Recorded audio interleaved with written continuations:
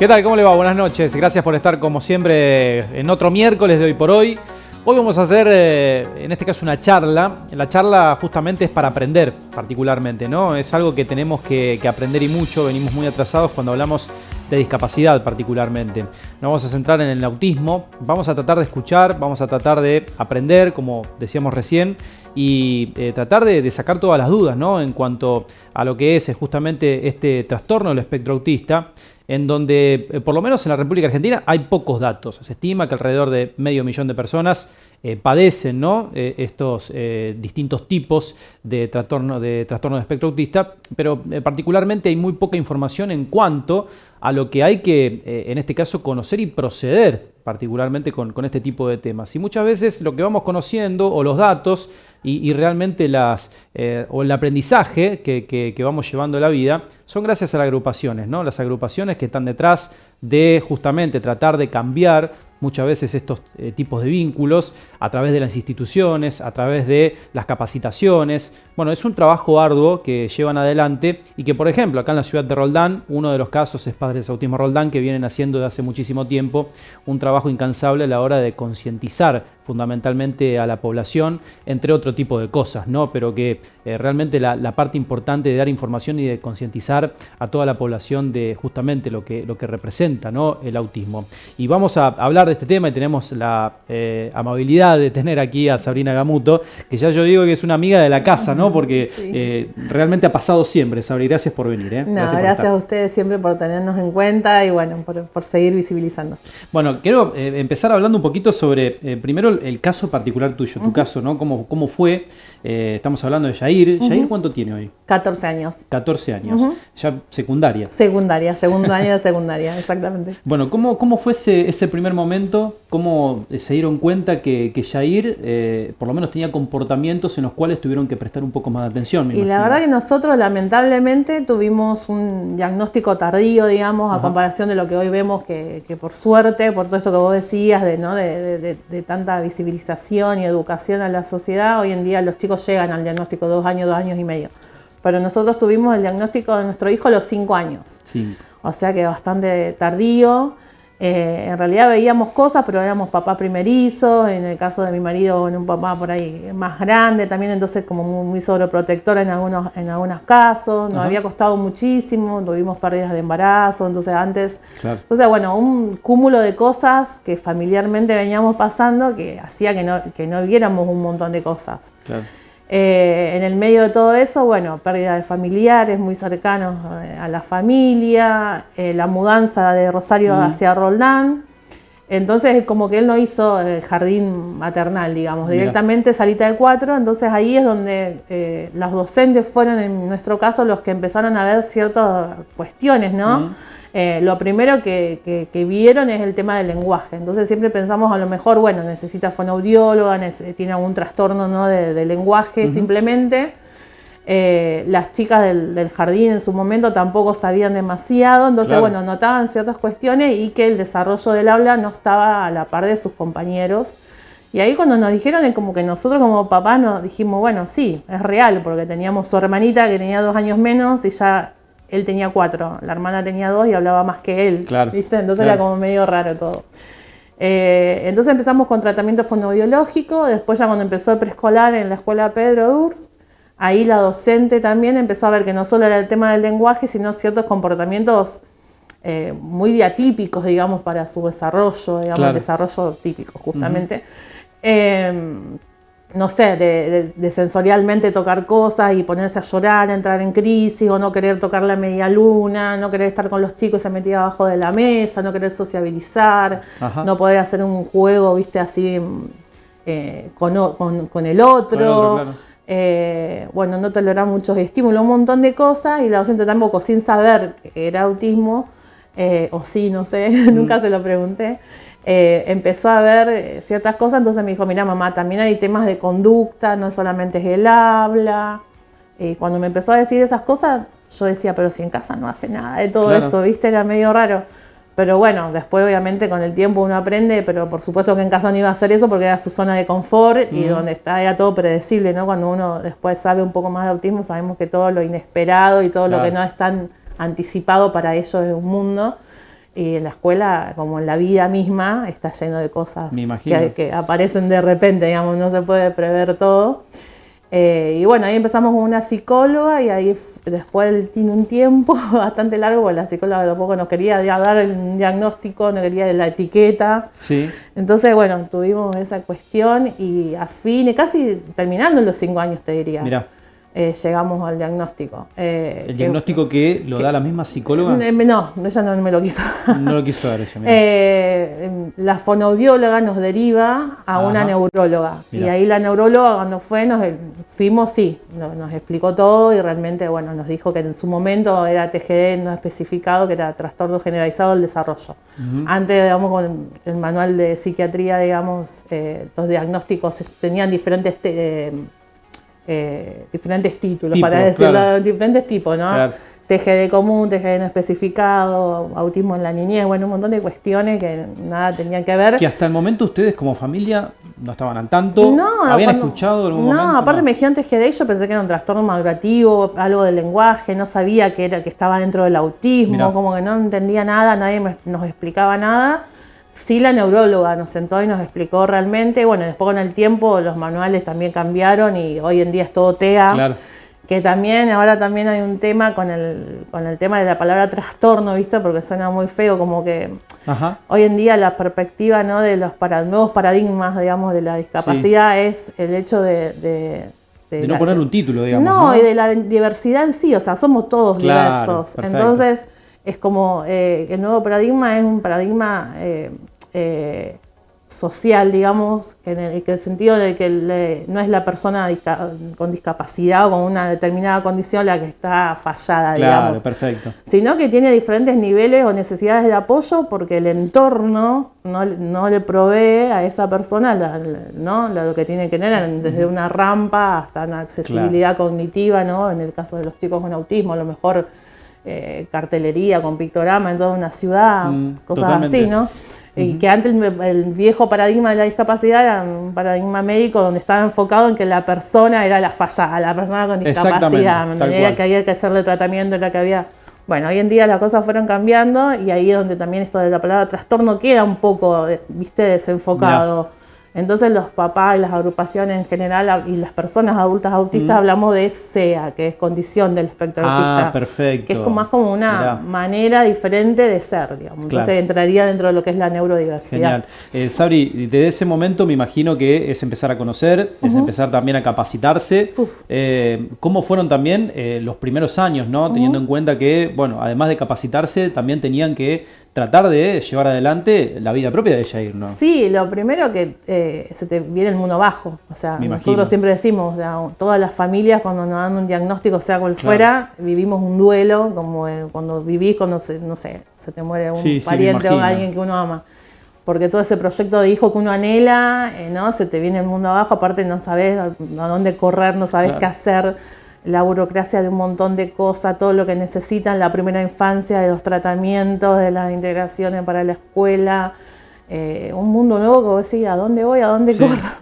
Nosotros lo primero que hicimos fue ponernos en contacto con con otros padres y bueno, dimos con la asociación de Rosario, que durante un tiempo fuimos allá para simplemente necesitar llorar con alguien, que alguien te escuche, que te entienda, que tenga un hijo más grande que te diga yo estuve donde estás vos ahora y se puede salir, ¿me entendés? Se puede estar, las cosas se van acomodando un poco. Así que fue lo primero que hicimos y obviamente mientras vivíamos el duelo, en nuestro caso, ir poniendo en marcha el tratamiento lo más urgente posible, y empezar con la batalla de terapias, que fueron muchas, eran 7 semanales en su momento, hacer todo el tramiterío, la obra social para que nos acepten la acompañante terapéutica en la escuela, después la docente integradora, bueno, toda una batalla de cosas que muy duro y a la vez ir sufriendo y duelando esto y bueno, ir hacia el camino de la aceptación, ¿no? Que lleva tiempo, hay muchas familias, eso en un tiempo, aparte no es que es un duelo familiar, como nos decían los psicólogos también, es un duelo individual. Nosotros lo vivíamos como familia, mi marido y yo, pero a la vez él lo vivía de una manera, yo lo vivía de otra, la familia, el resto de la familia lo vivía también de otra manera. Entonces, bueno, fue muy difícil. Los primeros años son muy duros realmente. Me quiero quedar con esto que decías, docente integradora. ¿Cómo fue el tema de la educación primero, ¿no? Porque muchas veces ahora vamos a tocar seguramente porque hay distintos niveles. Ahora Yair ya está en secundaria y me imagino que eso también cambia. Mucho. Pero ¿cómo fue también trabajar con Yair hace 10 años atrás? Como decías vos, que no era a lo mejor por ahí un poco más el avance que tenemos ahora, pero ¿cómo era trabajar a partir de Y nosotros, mira, tuvimos la suerte que siempre decimos, estamos como angelados en algún aspecto porque siempre tuvimos un entorno súper amable y amoroso que nos rodeó, digamos, la suerte de dar con personas que siempre nos abrieron caminos. La directora de ese momento de la escuela primaria de mi hijo tenía un hijo con discapacidad, ya adulto, entonces como que nos sentaba en la dirección y nos hablaba como de mamá a mamá y de mamá a papá, ¿no? Con mi marido. Si habremos llorado con ella, ¿no? En esa sala de dirección. Entonces como que nos abrió la cabeza en un montón de cosas y ella fue la primera en creer en Yair, en decir él va a poder, él puede esto, puede. Porque nosotros estábamos en el medio de este duelo que todos nos daba miedo, todos nos daba incertidumbre, viste, no sabíamos para dónde ir. Y bueno, le fuimos haciendo caso y ella nos fue guiando, bueno, tienen que hacer el certificado de discapacidad y uno dice, ay, un certificado, bueno, y uno viste también la etiqueta de certificado de discapacidad cuando en realidad es una puerta para que él tengan todos los derechos cumplidos como deben ser. Y así en la escuela es como que el día 1 nos dijeron, bueno, él va a poder, preparemos todos los papeles para la obra social, tienen que hacer esto, tienen que hacer aquello, el año que viene va a entrar ya con la acompañante terapéutica, entonces ya en primer grado él empezó con el apoyo que necesitaba. Claro. Entonces tuvo una escolaridad, una primaria hermosa, porque realmente cuando tuvo más problemas conductuales o sociales, se le brindó un acompañamiento terapéutico. Después cuando se tuvo que trabajar la parte más pedagógica, porque él ya estaba más regulado, ya socializaba, ya podía hablar un poco mejor, se podía comunicar mejor, quiero decir. Y cuando ya había pasado un poco ¿viste? El auge ese como más duro que él tuvo con crisis severas, ¿no? Debido porque tiene muchos desafíos sensoriales. Ahí cuando reguló todo eso dijimos, bueno, ahora podemos trabajar lo pedagógico, porque también es muy difícil trabajar o hacer que un chico se siente y mostrarle, no sé, una hoja, un lápiz, que las letras, los números, y está teniendo a lo mejor una crisis sensorial por un montón de sobreestímulos, porque no tolera un calzado y no te lo sabe decir, porque no soporta los gritos de sus compañeros, no sé, un montón de cosas. Entonces cuando fuimos regulando todo eso, después empezamos a trabajar la parte pedagógica, que también llevó su tiempo. Él tuvo un ritmo muy lento, él se comunica muy bien verbalmente, entiende perfectamente, o sea, no tiene una cuestión cognitiva asociada, pero sí aprende diferente. Siempre trabajó mucho con pictogramas, con apoyos visuales, que eso también lo tuvimos que aprender porque no es fácil. Y bueno, estaba alfabetizado y comprendía el mundo a través de imágenes. Se alfabetizó tradicionalmente en primer año de la secundaria. Mirá. Viste, cuando decís, uno ya no es que habíamos perdido la esperanza, pero ya no lo anhelábamos o dejamos de poner esas mochilas, ¿no? Como papá con el tiempo. Le da su tiempo, ¿no? También claro, a él. Y son cosas que vos decís, bueno, no sabemos, quizás lo pueda hacer, quizás no, quizás pueda hacer otras cosas que nosotros no nos esperamos, ¿no? Tratamos de cargar esa mochila en él y que vaya a su ritmo y aprendiendo lo que él pueda y como pueda. Como pueda. Sabri, y con los demás papás y mamás, ¿fue difícil también transmitirle lo que estaba pasando y cómo podían ayudar también con sus nosotros hijos? Paralelamente en los primeros años íbamos a Rosario y después casi muy al toque de cuando tuvimos el diagnóstico, por ejemplo, al año siguiente ya empezamos a querer ver de decir, bueno, tenemos nuestro hijo que va a la escuela acá, va a las terapias acá, vamos a tratar de juntarnos con otros papás acá en Roldán. Y ahí nació la idea de la asociación. La primera entrevista que teníamos un amigo fotógrafo, salió en el Roldanense, de ahí lo vio Mario, nos convocó acá a una entrevista y de ahí salimos acá en Canal 4 y mira cómo se va atando todo, me emociona. Esto pasó hace 7 años atrás. Y ahí empezaron a llegar las primeras familias, y una de las primeras familias fue Estela. Estela fue... Peluca. Y ahí ya el destino nos unió y empezamos con Parautismo Roldán y no paramos. Y ahí ya arrancó hace 7 años. No paramos, exactamente, hace 7 años. Sabri, con la agrupación particularmente se forma... me imagino que es empezar a trabajar a contracorriente, ¿no? Porque hay un atraso en leyes, de ordenanzas, de todo. Lo primero, como asociación, nuestra idea de hacer la agrupación primero nació para poder tener un espacio donde poder compartir y decir, che, no estamos solos. Tener una contención. Vivimos las mismas cosas, hablamos el mismo idioma, nos podemos juntar y los chicos están autisteando, como decimos nosotros, sin que nadie esté mirando, juzgando, ay, mira cómo grita aquel, mira cómo corre aquel, mira que aquel no habla. Esa cosa que al principio duele mucho, ¿no? La mirada ajena y todo eso. ¿Hay mucho prejuicio? Mucho prejuicio. Hoy en día menos, yo creo que también gracias a todo lo que estamos visibilizando, pero al principio es muy duro para un papá ver que te miran raro el chico porque hace cualquier cosa que si te pones a pensar son cosas que hacen cualquier chico. Totalmente. O sea, porque son niños como cualquier otro. Pero bueno, al principio duele mucho, entonces es muy difícil. Y la asociación nació primero para contenernos entre nosotros, para hacer las reuniones mensuales, para conmemorar el día del 2 de abril y visibilizar y educar a la sociedad. Y después cuando nos empezamos a dar cuenta, empezamos yendo al consejo casi todos los meses, a querer hacer ordenanzas que acá no existían, que veíamos que en otras ciudades funcionaban.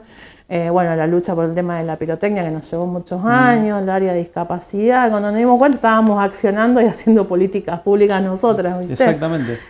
Y que en realidad nos apasiona y nos encanta porque vemos que se logran cosas y aunque sean los cambios chiquititos, se van dando. Y yo creo que todo ayuda. Desde nuestro humilde lugar creo que podemos hacer un montón de cosas.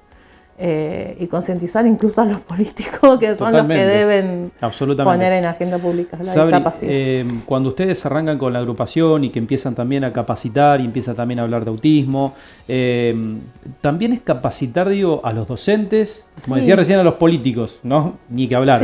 Pero digo, a los docentes también, digo, de tratar de cómo actuar mediante diversas situaciones. Sí, una de las barreras más grandes que tenemos, los papás que tenemos hijos con discapacidad en general, no para hablar solo de autismo, es esto de la inclusión educativa, digamos. Es la parte más difícil. Si bien falta inclusión en todos los ámbitos de la vida, en lo educativo, que es un derecho el derecho de los niños, ¿no? De la Convención de los Derechos de las Personas con Discapacidad, el derecho del niño a la más básico que es tener un derecho a estudiar. Totalmente.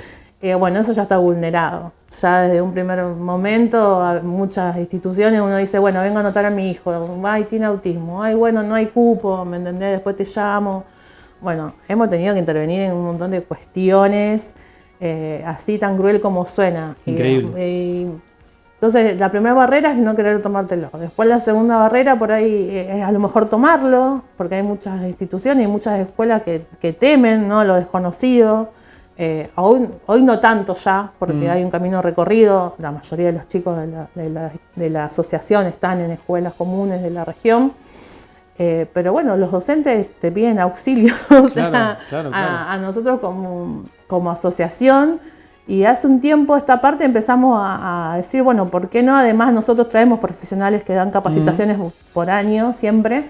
Pero dijimos, ¿por qué no salir a transmitir nosotros también como familias? Y empezamos a dar una charla que hace 2 años más o menos empezamos a recorrer algunas escuelas, que alguna que otra que nos empezaban a llamar y hoy en día ya por suerte nos llaman de muchos lados, que se llama las familias acompañantes y especialistas. Bien. Así se llama nuestra charla. Que es la vivencia de tener a un hijo con discapacidad y estar 24/7 con ellos. Totalmente. O sea, nadie conoce más que el autismo que nosotros mismos los padres, entonces dijimos, bueno, ¿por qué no salir a hablar de nuestro recorrido en la escolaridad, con todo lo bueno, con todo lo malo? Porque yo tengo una linda experiencia, pero hay un montón de papás que no la tienen. Claro. En el secundario me pasó lo mismo, me daba pánico cambiar de primaria a secundaria. Cuando fui a hablar con la vicedirectora del anexo, de donde va él ahora, nos abrió las puertas del primer día, nos dijo, es algo nuevo, pero vamos si ustedes quieren, y nos encantó, dijimos, por supuesto, es acá. Mira vos. Y bueno, y finalmente fue ahí, y la trayectoria que está teniendo hoy en día, él está re feliz en la escuela. Bueno. Entonces, bueno, empezamos a hacer eso, capacitaciones docentes, y ahora como que, porque lamentablemente no hay formación docente, digamos, con perspectiva en discapacidad. Totalmente. ni ministerialmente, o sea, entonces como que vos vas a la escuela y te dicen no estamos preparados para eso. Bueno, pero los chicos con discapacidad ya están en las escuelas, entonces mientras tanto, ¿qué hacemos? Si los ministerios, sea quien sea, ¿no? Porque no es una cuestión partidaria, sino que no hacen las capacitaciones o no forman a los docentes para que tengan esta mirada diversa, digamos, de enseñanza. Después se reciben y van a un aula y tienen un chico con autismo, un chico con síndrome de Down, un chico con parálisis cerebral. Y no todos actuar. Tienen acceso a una maestra integradora, porque eso también es otra. Si no tenés obra social, prácticamente no tenés acceso a nada. Acceso. Entonces hay muchos chicos que están en la escuela y que les faltan los apoyos que necesitan y la escolaridad que viven no está buena. Sabri, ¿les ha tocado en la agrupación, por ejemplo, ustedes, que haya personas que de grande le hayan diagnosticado algún tipo de condición? No tenemos hoy en día adultos con autismo en la asociación. Sí conocemos. Conocen. Alguna vez ha venido un chico autista adulto a una de las charlas, después ha venido otro muchacho con una mamá, pero no son que forman parte activa, digamos, de la asociación. Sabemos que hay muchos adolescentes, jóvenes, adultos. También es real que hace unos años no se vivía de la forma en que se vive hoy. Entonces, como la discapacidad en general, ¿no? En la cuestión de que antes era más que se escondía, o los chicos estaban más segregados, iban todos a las escuelas especiales. Después a lo mejor alguna terapia o algún CED, que es un centro educativo terapéutico, digamos, un centro de día, ¿viste? Es como que no era una cuestión como nosotros que hoy en día decimos a los papás, ¿no? Más que empiezan ahora, no tener el miedo ahí con el pibe a la plaza, con el chico, donde a preguntar en un club, che, quiero hacer tal deporte, que también es todo un tema, porque también nos pasa eso. Después ni los profes de los deportes de los clubes están capacitados. Claro, porque cuando hablo de profesores, hablo en su conjunto, no solamente de la parte escolar, digamos. Aparte, hasta la parte recreativa, Juan. O sea, pasa que uno, lamentablemente, cuando son chicos, tienen tanta rutina llena de terapias, no tienen tiempo libre realmente. Cuando empiezan a tener tiempo libre un poquito más grande, porque empiezan a disminuir las terapias, porque si tienen una detección temprana, digamos, la calidad de vida mejora mucho, y obviamente cada caso es diferente, pero muchas veces pueden reducir el horario de las terapias y vos decís, bueno, lo noto natación, lo noto, y vos te das cuenta que, viste, a mí me pasaba hasta con algo recreativo como robótica que no se animaron a tenerlo, ¿me entendés? Entonces vos decís, ¿a dónde lo llevo? ¿Qué hago con un chico de 10, 12 años que no puede ir a ningún lado? ¿Viste? Es muy duro. Sabri, ¿te quedas por un ratito más? Vos sí, una pausa. Obvio, dale. Dale, hacemos una pausa. Estamos hablando con Sabrina Gamuto, estamos acá en este Hoy por Hoy, hablando de condición del espectro autista. En un ratito seguimos con más, así terminamos también este miércoles que venimos transitando. Ya venimos.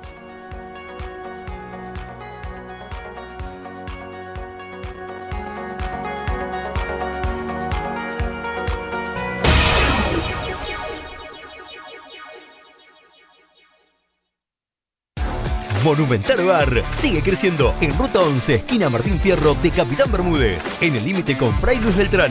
Las mejores promociones y la mayor variedad en productos para el hogar, la mejor atención y asesoramiento, hasta 30% off por pago contado, muchas cuotas con tarjeta de crédito, hasta 15 cuotas fijas con tu crédito Monumental.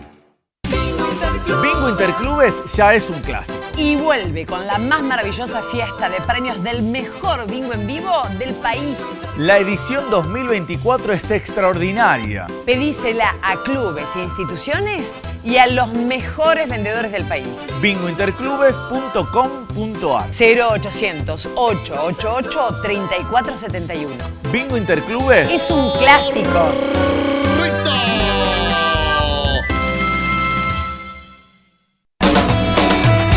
Prorrogamos el plan especial de pagos. Hasta el 31 de agosto podés pagar tus impuestos atrasados en 6 cuotas sin intereses. Regularizá ingresos brutos, impuesto inmobiliario, impuestos de sellos y tasas retributivas de servicios.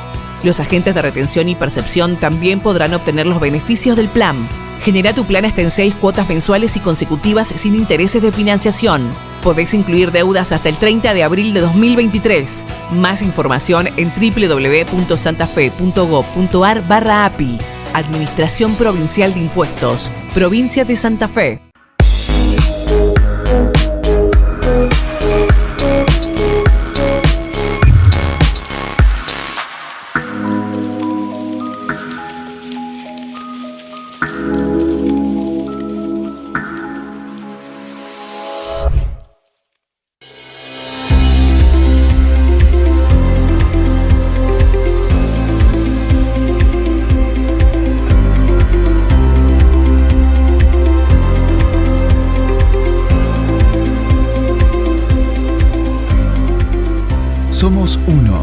Somos One Full.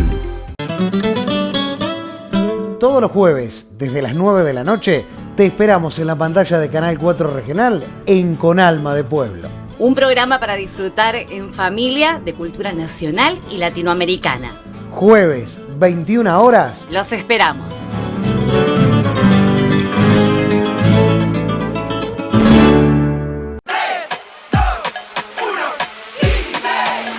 Son solo 6 pasitos. A la suerte hay que ayudarla. Con el Kini estás a 6 pasos de tus sueños. ¿Qué esperás para cumplirlos? 6, 5, 4, 3, 2, 1, Kini 6.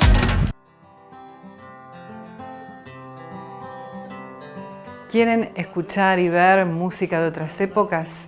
¿Quieren recordar momentos vividos? Los invito a compartir música para no olvidar. Sábados y domingos a las 21 horas. Despierta el corazón. Cuando a los 50 viajas con tus amigos, volvés a tener 20. Al menos por 3 días. La fe nos inspira. Santa Fe inspira y te espera.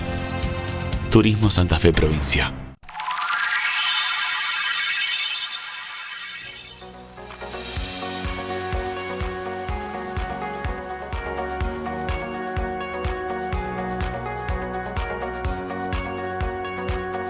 Seguimos en este Hoy por Hoy de miércoles, seguimos charlando con Sabrina Gamuto. Me tenían el debe a la agrupación, actividades que tienen para lo que resta del año. Y tenemos muchas. Hay bastante, ¿no? Sí, Digo, pregunto porque sé que trabajan. Una agenda bastante completa. Bueno, seguimos con las capacitaciones estas que te estaba hablando. Esta semana vamos a estar en San Lorenzo dando una ponencia re linda sobre derechos y educación para el Instituto Superior de 22 de Fraulo y Beltrán. Que ya estuvimos el año pasado y bueno, vamos a volver. La semana que viene en la Joan Miró, de Funes, y así, bueno, nos van llamando a distintas escuelas de Rosario, estuvimos en Normal 1 también, bueno, en varias escuelas que solemos aprovechar siempre las plenarias, entonces están todos los docentes, todos los asistentes, y la verdad que damos estas charlas que te decía de la agrupación con la mirada de papás que nos volvemos un poco especialistas en todos. Totalmente. Por convivir con los chicos. Pero también, bueno, como te contaba antes, o sea, hay muchos papás de la asociación que son docentes, hay muchos que son abogados, entonces como que aprovechamos los recursos que tenemos dentro de la asociación para poder dar lo mejor, ¿no? Claro. Y brindar lo mejor a la gente que necesita nuestra ayuda. Y después, bueno, tenemos jornadas recreativas, tenemos la participación en la Feria del Libro de la municipalidad. De Roldán, bueno, en las colectividades en octubre. En noviembre tenemos la capacitación que hacemos con un profesional, que hacemos todos los años. Este año va a venir Eduardo Sotelo, que ya ha venido en 2019 creo. Tenemos la suerte de poder contar con él de nuevo, que es un docente que es profe de educación física, entonces trabaja mucho lo que es la educación inclusiva, pero también basada, ¿no? También no solo en lo pedagógico, sino, ¿no?, en lo deportivo, en lo recreativo. Así que después ya vamos a estar convocando a todas las escuelas y todos los profes de todos los clubes para que no se la pierdan, porque la verdad que es un genio. Tiene, bueno, lo pueden seguir en sus redes sociales y él siempre hace muchos TikTok, muchos reels cortitos donde enseñan cosas muy puntuales y que están muy buenos para seguirlo. Y bueno, después en diciembre seguramente algo para el Día de la Discapacidad y seguir trabajando en los proyectos del área de discapacidad, que hay que reglamentar esa ordenanza. Y bueno, varias actividades más. Si se quieren contactar, ¿dónde se pueden contactar? Sí, por nuestras redes sociales, en Facebook e Instagram, Padres Autismo Roldán Asociación Civil. Así que nos pueden mandar un mensajito privado por ahí. Está anclado, digamos, con mi WhatsApp y con el WhatsApp de otra de las. Y si no, Padres Autismo Roldán, pues vía mail también. Perfecto. Sabri, por último, a lo mejor mucha gente está mirando, se da cuenta a lo mejor de lo que mediante tu testimonio, mediante tu experiencia, empieza obviamente a estar también a lo mejor identificado un poco con lo que les pasa. Si tenés que darle un mensaje, tenés que darle un consejo a aquellas familias que están a lo mejor en este momento de duelo, como vos decías.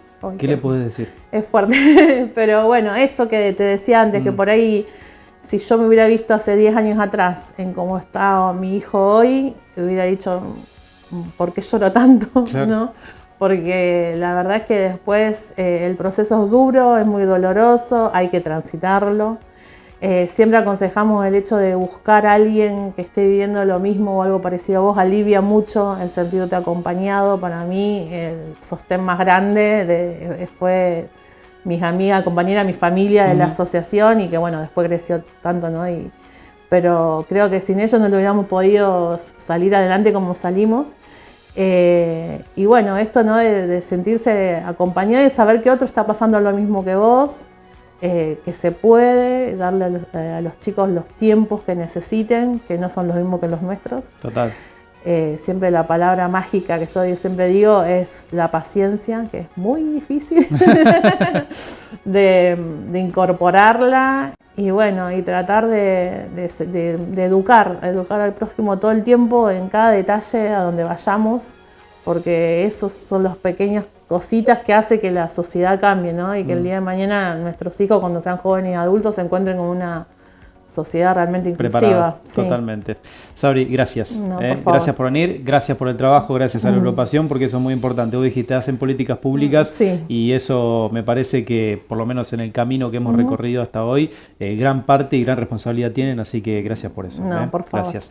Bueno, hasta acá llegamos con este Hoy por Hoy de miércoles, hoy hablando de discapacidad, hablando fundamentalmente de autismo, ¿no? Y las cosas que tenemos que saber, y particularmente lo que tenemos que aprender, el atraso que estamos teniendo como sociedad, y lo importante que son muchas veces las agrupaciones, ¿no? Que dejan detrás absolutamente todo lo que sea baches para poder recorrer en la vida.